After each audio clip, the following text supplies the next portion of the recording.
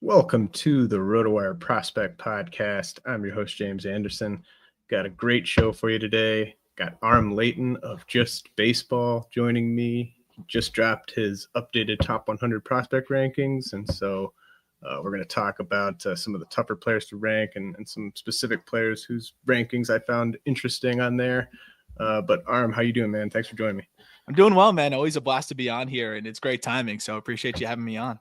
Yeah, it worked out great because you released that update yesterday, and so it's fully fresh. I'm sure there's a great sense of relief, as I always feel when I get done. Always.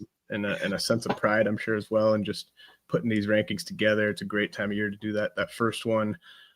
So my first question is just, who are a couple players on this update that you really struggled with where to rank?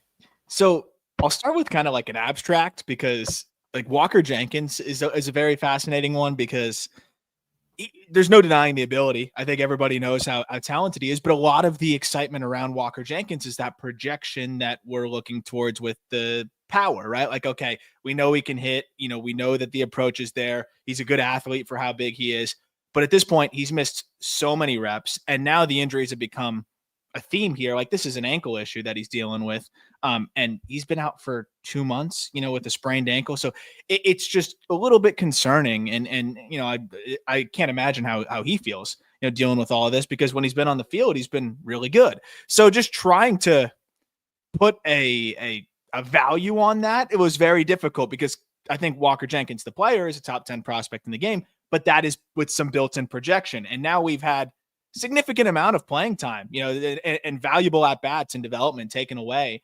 And you also wonder how much of this injury theme may continue, moving forward. And you can always have the same conversation, but a little bit different with Chase DeLauter. And he's always going to be difficult to rank, who, just getting back into game action just before. I'm like, oh, well, maybe he's healthy again. But as you know, he could go down again. So I would say those two players, just because of that side of things, was probably the most difficult. Yeah, I felt the exact same way about ranking Walker Jenkins on my update. I think we actually have him basically in the same spot. I put him 16th. You have him 17th. So yeah, and I agree. It's, it's a top 10 prospect just sort of on paper. And it's kind of just how durable is he going to be? And then how much is this missed time going to affect his development? How much are these injuries going to affect his abilities? I also kind of felt like Emmanuel Rodriguez, his teammate. Same conversation. Kind of maybe, DeLauter, Rodriguez, Jenkins, tough to say who's like the most injury prone. I would almost say DeLauter's probably just given the nature of his injuries. Yeah, I was going to say, just the way that they are, with it just being like foot fractures, and it's both feet. That I'm no doctor, but like that tends to just make me a little bit more, concerned. I feel like when it's coming back up. Yeah, it's really tough, because you don't want to underrank these guys that have this great talent, but you also you got to be realistic about their availability. And just the twins having two of these guys after going through it with Royce Lewis and Byron Buxton, it's just crazy. It's unbelievable. And then you even look like a Luke Keaschall, who has to get Tommy John surgery, and then he's getting an opportunity in the bigs and gets hit on the hand and breaks his hand. It's like there's like bad luck paired with clearly just a theme of injury there. And then I would say the other player that was kind of difficult was a Quinn Mathews, because so good last year. And it wasn't just the numbers, right? It's, you see the drastic uptick in velocity while maintaining that command. He was filling up the zone with 3 different pitches that all looked like they were well above average. And then you see this wall that he hit this year. And then they put him on the IL, whether that was more injury related or, just to get back in sync, whatever it may have been.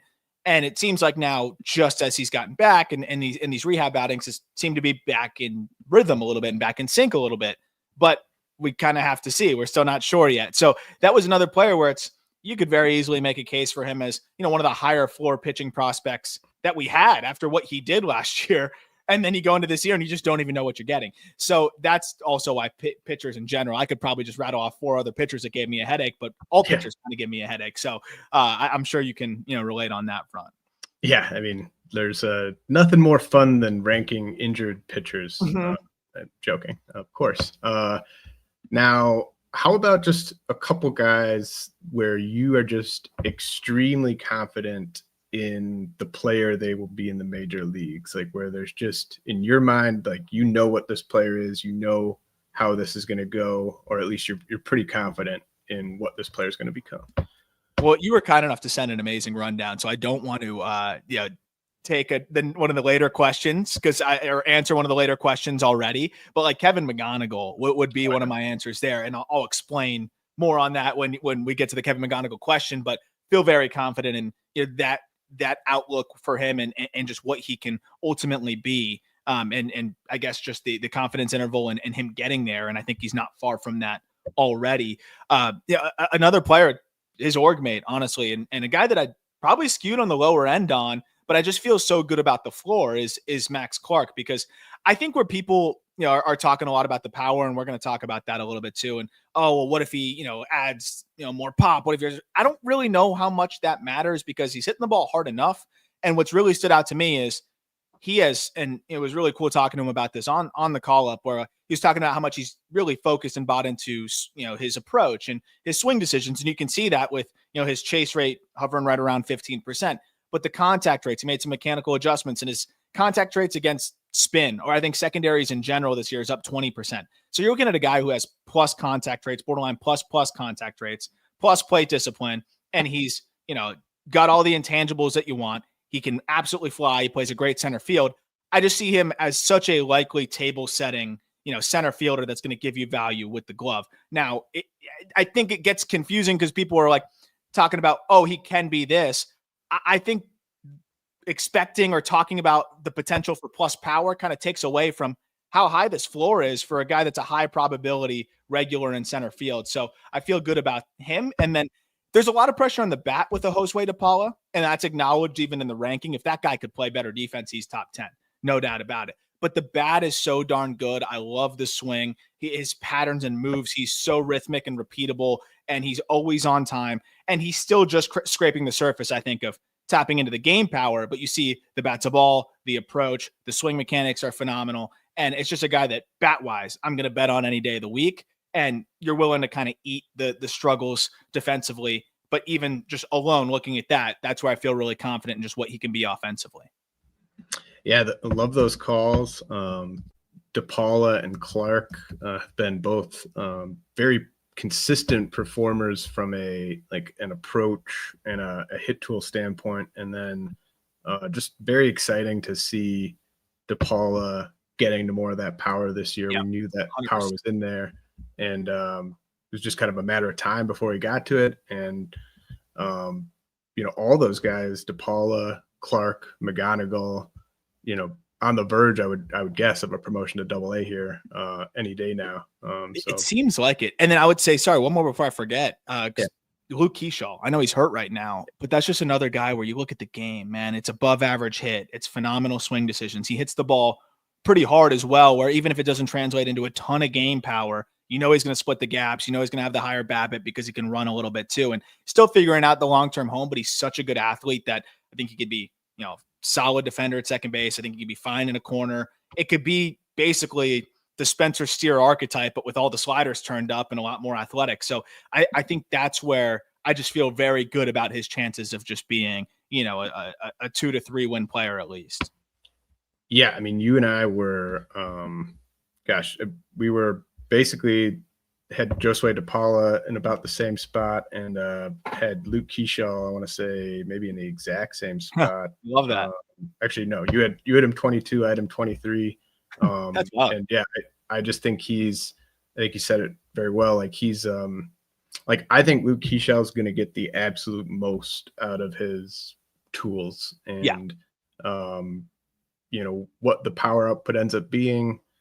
Maybe it's 15 homers. I think there's probably going to be some 20 homer seasons mixed in there, but even if it's just 15 homers, and kind of with all these guys, Josue De Paula aside, you're just getting so much else besides that power. You're getting those doubles. Yeah, and 100%.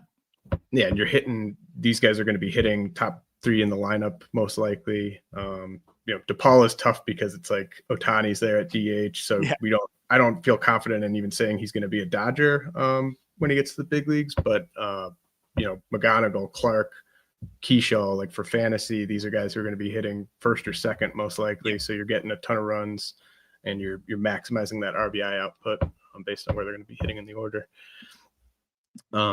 Okay, so let's head to a quick message from our sponsors, and then I'm going to ask Aram about who his top ranked pitching prospect is.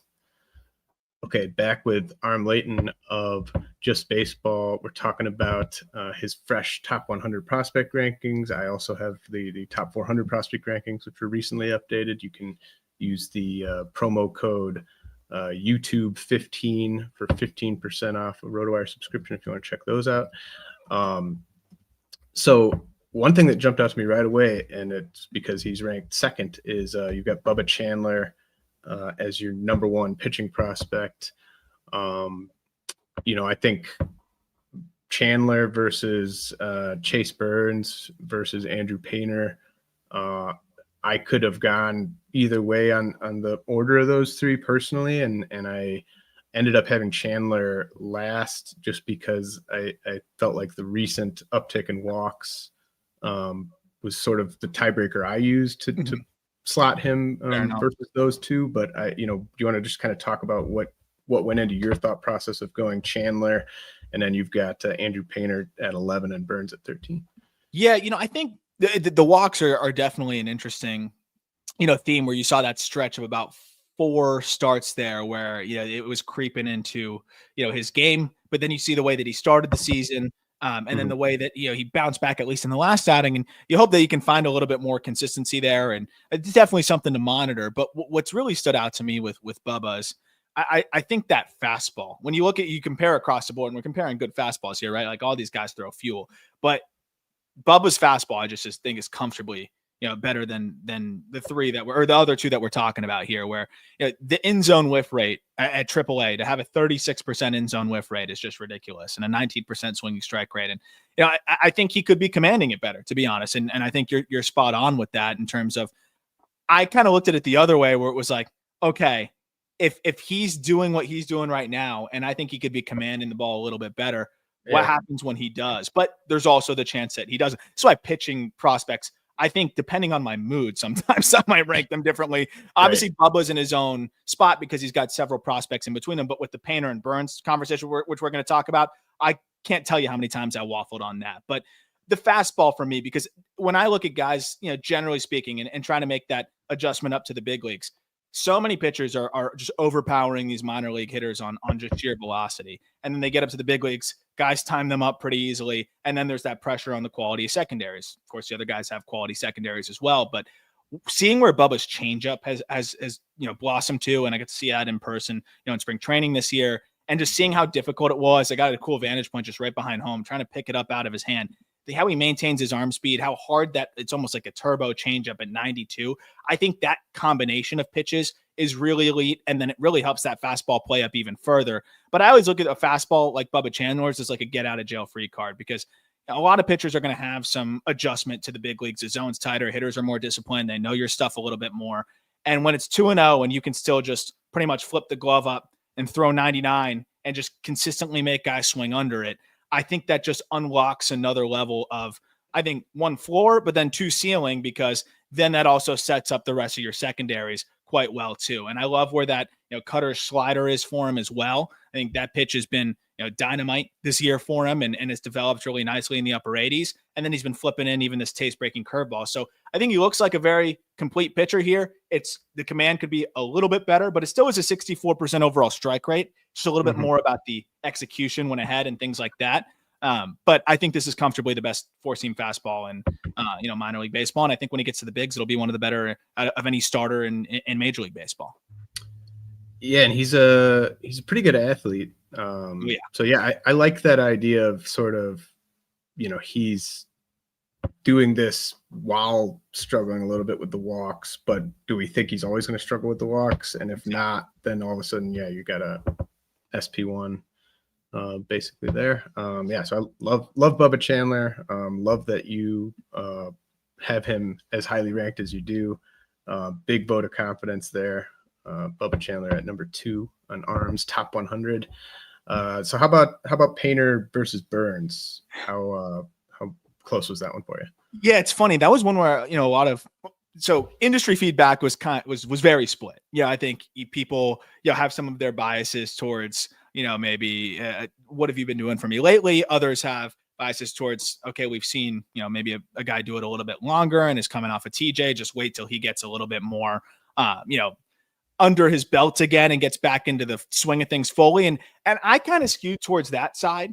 And again, like it's so fluid with pitchers that this could totally change. But just the school of thought for me here was, we're seeing Chase Burns dominate, in Double A. And I mean, he has been absolutely fantastic. And clearly, just even out of the draft, I've quickly learned that was probably a bit too low on Burns. But I think we also, if you did like a public survey of just fans and I think people that keep up with fantasy baseball and prospects or whatever, I think Burns would probably get the edge right now because it is just like, what have you done for me lately type of industry. And Painter didn't throw for basically 2 years. He's been phenomenal in AAA, but I also call back to 2022 where that breakout year for Painter at what he was 19 years old.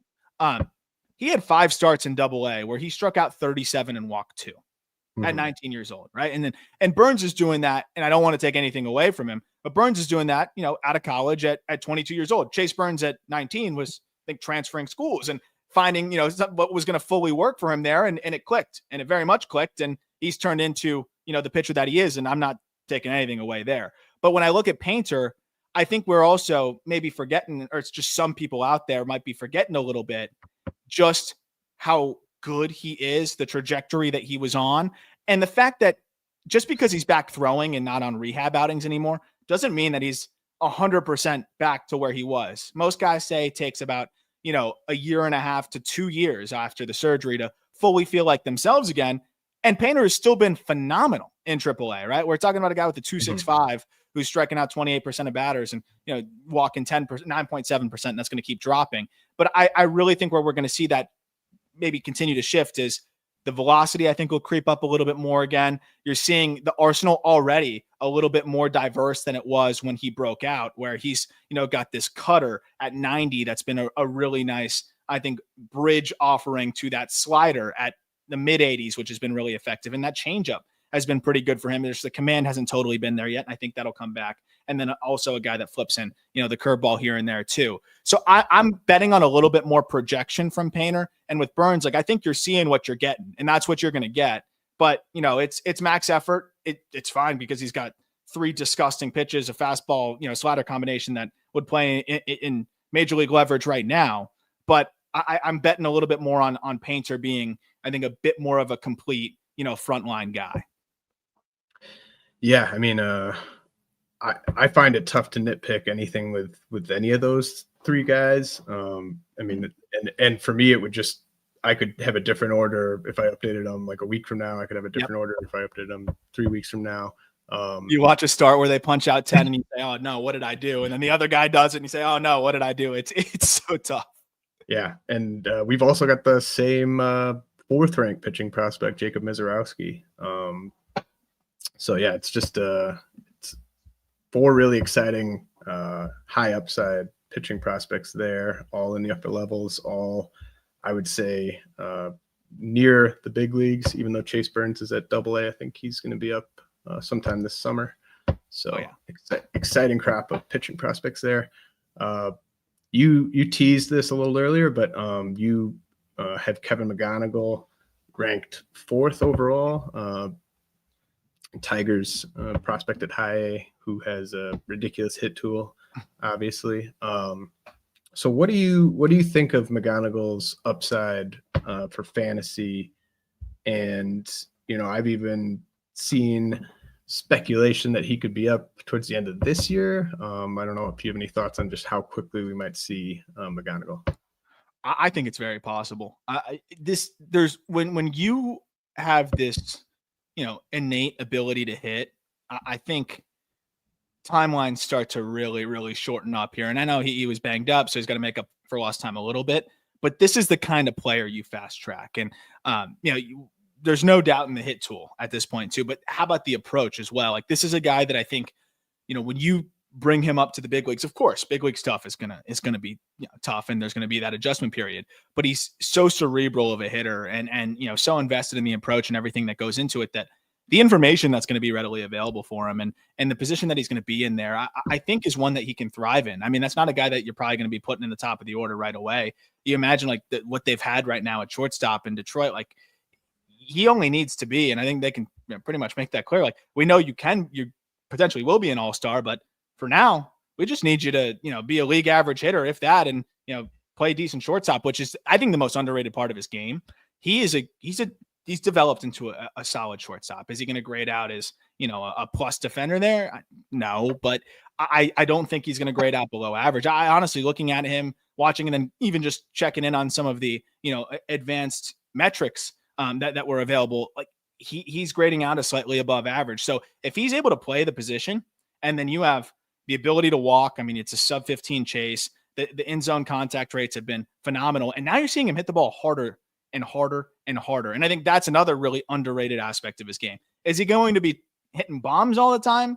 Probably not. That's not really what he's, out there set out to do, but he will leverage his hitters counts and, yank them out there when he has the opportunity. And he clearly has the raw power to be able to do it. I mean, you had a 90th percentile exit velocity of 103 last year, and through a very small sample this year, it's up to 106. I understand it's 17 games, but this is a guy that we're seeing, be able to exceed 110 in the exit velocity department. If you have that hit tool and that approach at a premium spot that you can get by at, and you can pop 110s, even if it's not more than 15 home runs, I can promise you, Comerica, he's got the, I think the ingredients to be, one of the best doubles machines, I think, in Major League Baseball, if it all comes together. Yeah, I want to give a shout out to one of my followers who asked me a question about McGonigle a couple of years ago, I think, and comped him to Dustin Pedroia. I saw him taking a victory lap the other day for that. So good call by I think that was at Pete my slash line. And yeah, I think McGonigle. There's a timing aspect to this with when these rankings get made, and I definitely didn't rank him high enough, but had him top third. I had him top 30. I should have had him top 20, but I just wanted to mention, like, since my update, he's played in 8 games, and he has 18 hits and 8 walks and 2 strikeouts and 2 homers in those 8 games. So he's been averaging basically 2 hits and a walk per game. It's not supposed to be that easy, man. Like it's and the way that he handles his at bats too. He looks like a vet out there, because it's not just the control of the zone and the dominance within the zone. It's also the ability to spoil tough pitches outside of the zone. Like, and when you blend the fact that the swing decisions are great, so he's rarely chasing, right? Like, you look at last year, he chased at about a 16% clip. And when he does chase, which is going to be a rare occasion, his out of zone contact is plus. So 75% out of zone contact, for reference, average would be like 53%, 54% at that level. Like, he's rarely chasing. And then when he does, he's going to get to it and spoil, or potentially even, drive a knock. So that's the side of it too, where I'm like, how do you get this guy out? He's good against all pitch types. It's one of those things where, yeah, well, will he win an MVP? Probably not. And I think that's why, like, public wise, that's probably in terms of responses that we got, like McGonigle on the top 5, but I think he has a good chance of being a multi all-star and a potential consistent all-star, but he has such a good chance of being just a solid big league regular that there's just not 5 prospects I would take ahead of him. Yeah, and you don't have to do this because you're doing just the best prospects. Like, I'm factoring in stuff like future home park and stuff, which is, like, of course. Sometimes you'll see like a Tigers guys or Mariners guys might be ranked like a little lower than their true talent just based on how I think the park could affect their power output. But like if you plop like Kevin McGonigle into like, just any of the smaller parks in baseball, then I think you could really start to dream on like 25 plus homer seasons. And he might get there anyway, but it's just, I think I'm sort of envisioning him, like if it all pans out, he's maybe the fantasy stats he's helping you the most in are like the, runs and RBI. Like he could be put up those types of 100 plus run, 100 plus RBI seasons almost every year out of the leadoff or number 2 spot. And then some years you'll get 20 homers, maybe some years you won't, but he's going to run, he's going to hit, he's going to contend for batting titles potentially. So 100%. And I think again where he picks his spots and leverages those advantage counts, like he's going to get his. And again, whether that looks like 10 to 15 or the pops of a little bit more depending on environment, there's clearly enough power though, to hit out 10 to 15 to the pull side.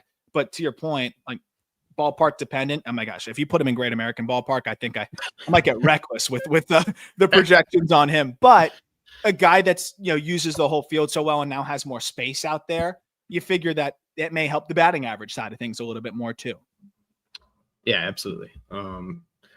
Now you've got some other guys. I just noticed these guys all sort of rank closely, and I get asked about the sort of power output potential for a lot of these guys. And so I wanted to list some of these guys that I sort of conceive of as hit over power prospects. Yeah. You have in your 10 to 30 range. You've got Luis Pena of the Brewers at 12, Colt Emerson of the Mariners at 14, Max Clark 15, Luke Keaschall 22, George Lombard of the Yankees 23, Franklin Arias of the Red Sox 24, Cole Young 26, JJ Weatherholt 27, all very good. I guess are they all infielders, middle infielders? Yeah, pretty much. Yeah. So of those prospects, who do you think is most likely to hit 22 plus homers in one of their first 3 big league seasons? I went with 22 just because I feel like that's kind of like another level up from just 20. Like if it's amazing the mental. It was funny when I was reading the rundown. I'm like, oh, like that was extra too. Like it actually does make a difference. I would. It's an excellent question. I was spending a good amount of time thinking about this one. I would actually really appreciate it because I was in the waiting room with my dog at the vet for like a good 2 hours. So it gave me helped keep me sane during that time. And I'm thinking the whole time like, man, how do I see these things going? And again, this is another one of those that is so fluid, can change, especially when you're talking about an 18-year-old like Luis Pena. But I still lean in that direction because of the gains that we saw just in 1 year, right? He was incredible in the DSL, but it was kind of more slash and dash. I think the 90th percentile was 100 miles per hour. The hard hit rate was south of 30%. That's fine. He's like a kid. He was 16 and a half, 17 years old. But to see the shift within one off season, and I know that he spent a lot of time at the complex with the Brewers. They did some functional testing. And also there were some load pattern things that just kind of got him out of whack where it was a little more armsy with the swing.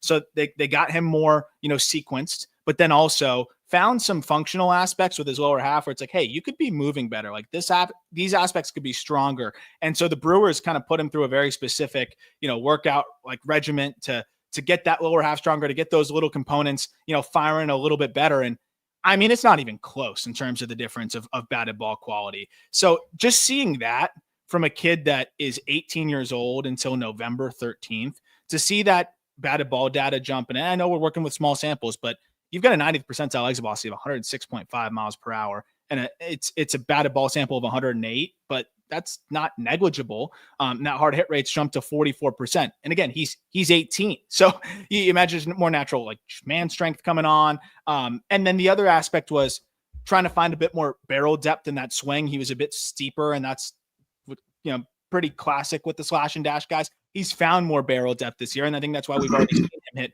5 home runs and 15 extra base hits in those 30 games. I think there's even more in there as he continues to clean the path up a bit more. But I think when you look at where he's presently at and how much more power to dream on, I lean towards Pena just because, Weatherholt, you look at him, he's probably is who he is at this point. And, that's where the air pull maybe comes in a little bit too. And you look at a Cole Young, guy that's definitely added power, but you also think about his environment and who he ultimately is, kind of probably is who he is at this point as well. And those guys are probably more 15-ish home run guys. And then who was the other? Was Luke Keaschall? Yeah. So we got, Emerson, Keaschall, Lombard, Arias. Emerson's the tough one because his EVs are strong and he still has so much room for potential or for strength. But what's frustrating with him is he puts the ball on the ground a lot, man. We're still seeing that, right? 60% ground ball rate this year.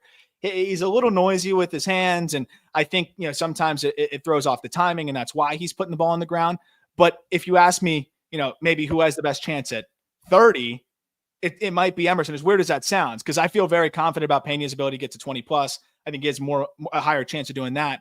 But Emerson's power ceiling, like all the way at the top, is probably a little bit higher if he can find, I think a little bit more consistency with his moves and be able to hit the ball in the air. I think with a bit more consistency, because we've seen this guy absolutely pillage the baseball at 19 years old, but it's just in flashes. But I think that is probably the guy that I could see tapping into the most. Lombard, of course, is a candidate for that as well. But I think he's going to be one of those guys that's just looks like he's power, looks like he has more power, but ends up being more of that just hit tool and elite plate discipline guy that, maybe 3-4 years into his big league career, it could kind of be that Yelich conversation, right? Where he's a really productive big league hitter for a few years. And then that power may come on when he's 26, 27. Like I could see that being more the case with Lombard, but I'm not seeing the violence or the raw EVs quite yet. I think that would point towards as much power upside with a guy like him. And I think you could say something similar with Arias, who doesn't have as much, I think, physical projection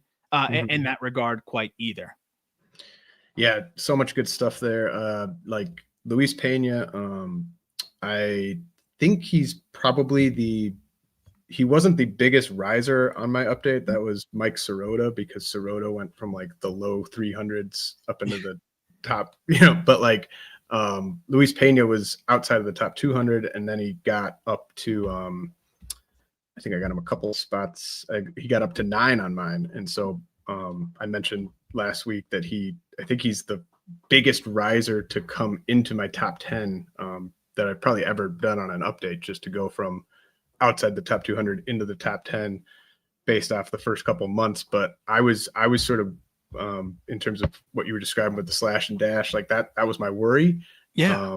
And he, to his credit, to the Brewers' credit, it's been really, really impressive what he's done at single A. And he's still flying. You see the stolen base numbers, like for fantasy purposes. I mean, that's got to be even more tantalizing. Yeah, it's like I've been throwing out like Trey Turner as kind of like the ceiling comp for him. But really good news on the Pena front too is he comes off the concussion IL and he's hitting 364 with 2 homers in 6 games since coming off the concussion IL. So like didn't skip a beat, and he's even getting more power. So yeah, he's really exciting. I love the way you kind of broke that down, because I think I agree. Like he's the most likely to hit 22 plus homers in one of his first few seasons. But then Emerson is the one with like the juice to potentially access it with some adjustments, but he's got to make some adjustments to get there. 100%. And that's always the tough part with those guys. And I think with Pena, though, the one other note to it, when we're comparing just like prospects and in terms of like maybe not through the fantasy lens as much, but this actually still would, I guess, tie in, is Emerson's development defensively at shortstop is really what keeps him in that same conversation for us in the top 15 at Just Baseball. Cause like he looks like he can not only stick it short, he can be an above average defender there. I don't like to move guys off the position at 18 years old, but I think there's, a realistic scenario where Pena could be at second or third. He has a plus arm, so he could potentially, move to third too. But I think lateral movement wise, he's not as quick. So like that could be, one other wrinkle in it too. What do you think of Arias's defense? Just quickly before we move on from these guys, because I've seen conflicting reports out there. Like I've seen some people say he's like definitely a shortstop. I've seen others say he's a second baseman. Like where are you at on Arias's defense? See, like that's a guy where, I can see why people, if you catch him on the wrong stretch or the wrong day, like it may look like it's a little fast for him, but I think this is a guy that has a very solid chance to stick at shortstop, and definitely not somebody that I'm moving off the position at 19 years old when he's also doing what he's doing offensively now. And I think, as he was an amateur, it was kind of glove first, and then, the offense really stood out. And I think that was something that he was focused on and leaning into more. And I think the defense may have fallen to the wayside a little bit. So as he's climbed quickly, he's been assigned very aggressively. The game really speeds up on you from the complex to high A. And he was at the complex in 2024. I think that offseason probably was a little bit more of an offensive-driven offseason, and I think the games just looked a little quick for him. But I think he has all the ingredients to stick it short. And again, those things can change kind of quickly, but I think it's a bit of a different case where I see the lateral movement being good enough there. I see the hands being good enough there, and I think he's got a great shot to stick. And then my follow-up was just who of those guys do you think is most likely to fail to hit 15 plus homers in any of their first 3 seasons? Kind of seemed like you were maybe going Cole Young there. So remind me, sorry, the names. It's Pena, Emerson, Clark, Keaschall, Lombard, Arias, Young, and Weatherholt.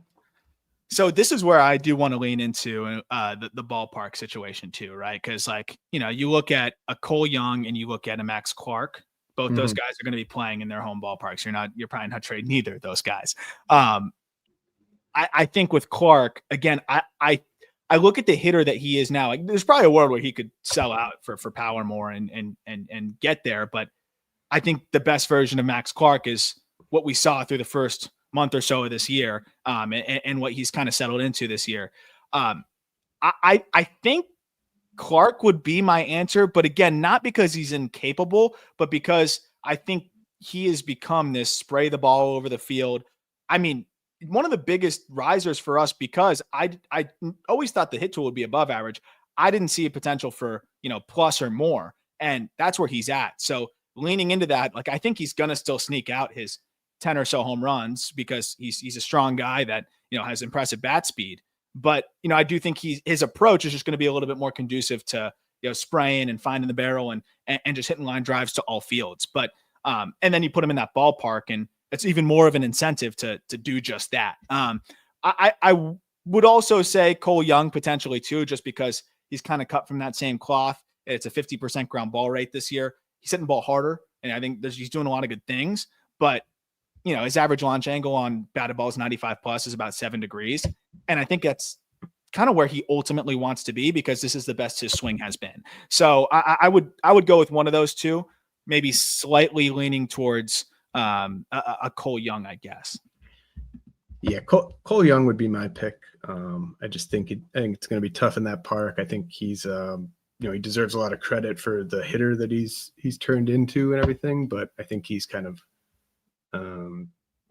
I've sort of compared him to like Bryson Stott, but with a worse park. That's a great point, actually. I like that. I think it could be just we might never see him hit 15 plus. Maybe we do, but that's actually I'm not a huge comp guy, but that's a really good one, because I also think he's another guy where he could probably play a solid shortstop, and I know he's not needed to, but you put him at second base, he's going to play great second base as he gets more reps, like Stott has, to where you can palate maybe the seasons where he's not slugging as much, or and people may go back and forth on how they feel about him, but then you look at the end of the year every year, and he's a well above average player in terms of WAR. So I do like that. I think that's an awesome comp. Oh, well, thank you. Yeah, I do comps out of the demand of the people. Oh, I know. That's why I like to remind him, I don't like doing this, but I will do it for you. But I do think from a fantasy lens, it makes a lot more sense from a production comp. What could his production look like? But sometimes I'll get, and I get it. The audience wants to just have an idea of what a guy's, going to look like, or what it could look like. But sometimes there just isn't a comp. I wish I had one. There isn't. But sometimes there is kind of an uncanny one. And I think that is a great one. So Jhostynxon Garcia, the password outfielder for the Red Sox, has hit his way up to AAA this year. Played 30 games at AA last year, played 33 games at AA this year. Now he's 11 games into his AAA career, hitting 391, 417, 696, 4 homers in those 11 games for Garcia. And someone that I think I was too low on my last update. You had him up at 84. I was didn't too have low him before too, though. Yeah, I didn't have him in my top 100. I certainly should have. And he will be on the Dynasty rankings update, which will be out, I think, tomorrow, Thursday. But yeah, Jhostynxon Garcia. What kind of fantasy ceiling do you envision for him? Like, what's the stat layout going to look like? He's a really interesting one because I was even in the preseason top 100. I saw him in the spring breakout game and saw him on the backfields a little bit, and definitely impressive player. You could see the bat speed and the athleticism for how strong he was impressive, but it was definitely a guy that is getting his A++ swing off as consistently as he can, and that can be a good thing and a bad thing. But when you're aggressive, I saw like a kind of a free swinger there who was going to swing out of his shoes, and I thought, ooh, that may catch up to him at the upper levels. It hasn't been the case, right? Like, it just hasn't. He's still pretty aggressive, but it's not like do you in aggressive. He's cut the chase rate down by about 5%, and it was about 35. Now it's 30. I think that's been enough because he's successful enough within the zone. The quality of contact is great, and he pulls the ball in the air pretty consistently. And he's trying to do that. And I do think he's a guy that ultimately he's not a candidate for me to like hit the ground running at the big league level. Like, sure. I think pitchers are going to spin him a lot. I think they're going to see that he's a guy that's trying to swing as hard as he can to the pull side and work off of that. But he's clearly just been adjustable enough and has, I think, just exceeded what you would expect of a player of that archetype with pretty aggressive assignments. He's 22, but to say, hey, I've seen enough in double, let's get you up to triple. And I honestly thought triple may even be even more difficult for him just because it's like, hey, you can pick this guy apart a little bit. And it just, again, hasn't been the case. So I think the approach has come along a lot. You look at the way he's recognizing spin, that's been a lot better. And then I think with 2 strikes, he has kind of adjusted his sights a little bit more where he's maybe not going to sell out for that lift. And that's where we've seen that strikeout rate drop. So, I think this is absolutely a guy that will be playing pepper with that monster, and it can be beneficial for him in that regard. If he does, now it seems less likely that the Red Sox will be buyers. So he might be hanging around a little bit longer, but without a doubt has the raw power and batted ball angles to hit, 25 homers. I think it's going to be interesting to see, how much he walks and if the strikeouts start to creep up a little bit. He's a good runner, and you'd expect a few more bags, and I think that will be something that maybe he adds to his game a little bit more as he gets more comfortable. But I think he can be, that 260, 270 hitter. Maybe doesn't walk quite as much as you want to see, but can hit 20 to 25 and steal 10 to 15 bags. Yeah, and he's already on the 40-man. They had to protect him from the Rule 5, and that promotion to AAA just sort of seemed like throw him in the deep end type of promotion, and he's swimming right now. That kind of outfield logjam there in Boston, I can foresee that being frustrating for fantasy, just because it's they can't find room for Roman Anthony right now.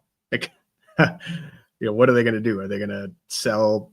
Maybe they trade someone at this year's deadline from the big league roster to maybe start clearing spots, but I don't know exactly when we see Garcia, but the fact that he is on the 40-man already, you never know. Like, sometimes this stuff happens quickly, and there could be injuries, and we'll see. But Garcia, definitely someone that I was too low on my last update, so glad we got to talk about him here.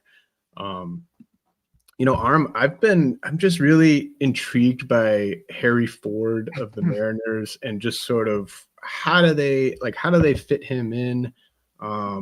Because what Cal Raleigh's doing is just insane. Being Barry Bonds. Yeah, like, you can't take him out of the lineup at all. And, we can see teams, make it work, but Harry Ford's catcher defense, I think, is typically the thing that probably gets the least rave reviews in his profile. Depends who you ask, I guess, but could you see him maybe moving to like second base or even center field or left field or something like that? Or do you think that they're just going to do whatever they can to kind of make this work at catcher? It was funny because they did the left field thing a little bit last year, and then they put that on ice after the season. And he was playing left about once, sometimes twice a week. And then I think he worked really hard defensively through the off season. I mean, they were really impressed with what he was doing in camp, and just the way he was handling the staff, and he earned such high marks for the makeup and the way he goes about his business. And I think that's a guy that you look at and you say, I want that type of person behind the dish, and I think they were really always just looking at him as the guy that they wanted to develop in that regard one way or another, because he's probably most valuable if he can be a 50 grade catcher than, a guy whose bat, it was a little bit of a detour last year, but he made some mechanical adjustments in the box that I love. He was very heavy on the front foot, now much more balanced, keeping his weight back, and it's allowed him to just get on plane for four seamers much better this year. The swing decisions have been great. He's actually hitting the ball a little bit harder. And instead of being that guy that was going to kind of sell out for the lift, knowing that the EVs were going to be fringe, now you're looking at a guy that's I'm going to be able to sneak some out, but selling out for a lift when my EVs are fringy is going to put a lot of pressure on, my ability to make consistent contact, right? Isaac Paredes can do that because he's in zone contact, in the top couple percent of Major League Baseball when he's right.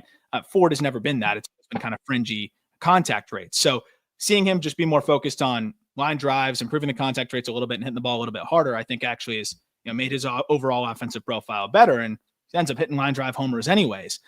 But that side of things, and then you look at, okay, well, great athlete, but if you throw him out there in center field, that's going to be a process that may take away from his offensive production because it's going to be a lot to, endure. You put him at second base, that's a much less valuable position. So if he is ever to get traded or whatever it may be, you don't want to have him in a spot where whoever acquires him is going to say, oh, well, we actually want to put him back behind the dish. And, now he's lost, a good amount of development time there.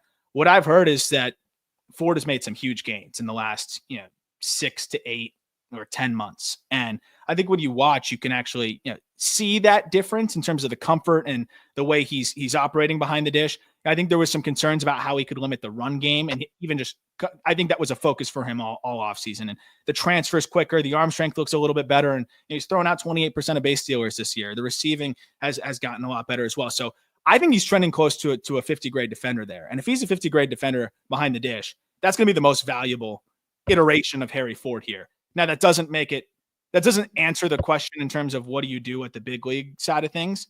But if you're just looking at sheer assets, that does make Harry Ford the most valuable version of that asset, right? And that's why I do think it's trade ultimately, especially with Rowley, extended here. If he wasn't extended, I could see them doing like a tandem, and maybe some days he DHs, but he's so good defensively, Cal. So I really think it's they're building this guy up to trade him. And I don't like to speculate too hard on that, but I think they're tipping their hand a little bit with the fact that he's not, seeing any action anywhere else. Yeah. I think there were rumors about this maybe in the preseason, maybe in spring training or something, about the Rays being interested in him. And like, that just seems like such a great fit of like player and team. Cause he's got like, the Rays just love those guys with sort of unique strengths, and like I think Ford fits that bill. They don't have a catcher of the future there, and they've got pitching to spare, and the Mariners just keep dealing with injuries in their rotation. They're playing pretty good ball despite it, and Right. Ford's values probably hasn't been this high since he was drafted, right? Like since he came out of the gate pretty hot. Mm-hmm. Yeah, so I mean there could be a fit there, and I think they would get a really good big league starting pitcher back for Ford. He could headline that type of deal. So interesting to see how that plays out. But I mean, for fantasy, I think it would just be great to have him traded somewhere where he was clearly the guy, like at least for 2026, like he's going to be somebody's opening day catcher, and get him into a better ballpark too would be and nice. I think from a fantasy perspective too, like it is a risk, I'd imagine, to carry him or, acquire him or whatever it may be. But I don't see the Mariners just letting him go stale in AAA with where they're at as a franchise at the big league level all the way down. I think you either you cash in or you start playing him at a different position a little bit just to see how he can fit in. So final question for you, and you have a tougher job than I do because you have to limit yours to 100, although you do also provide a ton of insight and scouting grades and everything like that in the article version. But were there a couple guys or one guy maybe where you just were like, I got to find room for this guy on the top 100, and I really believe in this guy. Maybe it's a borderline case, but just someone you really wanted to get on this version of the top 100. No, I'm so glad you asked, because when I put it out, there was one name I was just like, I hope nobody says anything, and then I think it was like one of the first replies. So, what about Jaxon Wiggins? I'm like, I really like Wiggins of the Cubs, and a guy that was coming off of TJ made that return, last year. I think the first start back, that wasn't kind of a rehab start was in June, and that was a guy that. I mean, the Cubs, man, they draft as well as anybody. It's been amazing seeing what they've done. But he wasn't that great at Arkansas from a statistical standpoint. But you could see the sheer stuff from a 6'7" righty.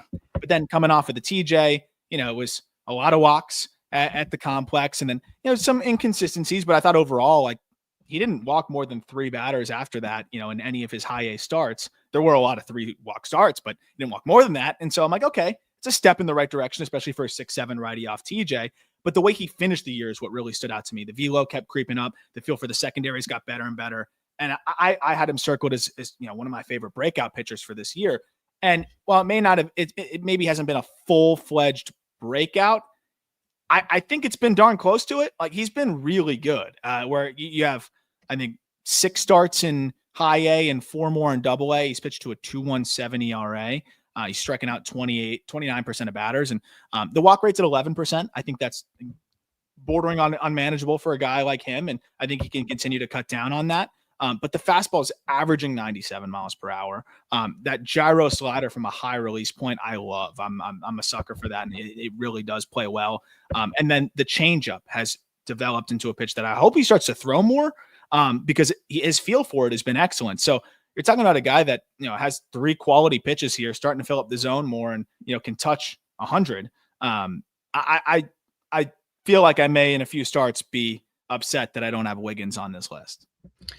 Yeah, Wiggins, I gave him the double up arrows. I only had him at 153, but it's so kind of flat, at least in my opinion. Once you kind of get 90, 100, 110, there's a lot of guys who could push 100%. Up into that range. But I love it when a guy that I think has late inning upside as a potential reliever starts actually putting it together and starting to look like a starter. And that's what Wiggins is doing. And just for fantasy, we're looking for these guys that have this high strikeout upside if they put it all together.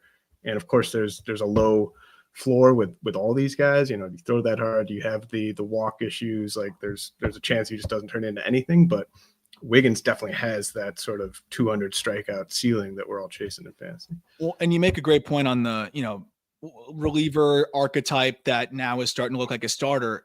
Even if the command isn't good enough to be the starter that you think he can be, it's clear that the command is good enough, I think, at this point to be a reliever. So yes. Worst case scenario, maybe not what you wanted when you acquired the asset, but it's not like he's nothing for you at that point. He could end up, you imagine a guy that's sitting 97 as a starter, you put him in, 1 inning, 2 inning spurts, he could be sitting 99 plus. And I don't think there's a lot of people in the way of that bullpen either. So that's the cool fallback with a guy like him is could still be a really good high leverage reliever. Well, Aram, this has been fantastic. Really appreciate you taking the time to break down your top 100. Really good job with that update. Thank you. Do you want to let people know where they can follow your work? Yeah, you can find the top 100 list at justbaseball.com, and we'll be breaking it down on the Call Up podcast, but also on the Just Baseball show as well. And then, it's been a lot of fun just putting stuff out on the YouTube as well. You can check out on the Just Baseball Show YouTube. We'll be kind of breaking down more from the top 100. But yeah, you can read all the write-ups on the website at justbaseball.com. But I appreciate you having me on, and it's always a blast talking with you. And thanks for the amazing questions.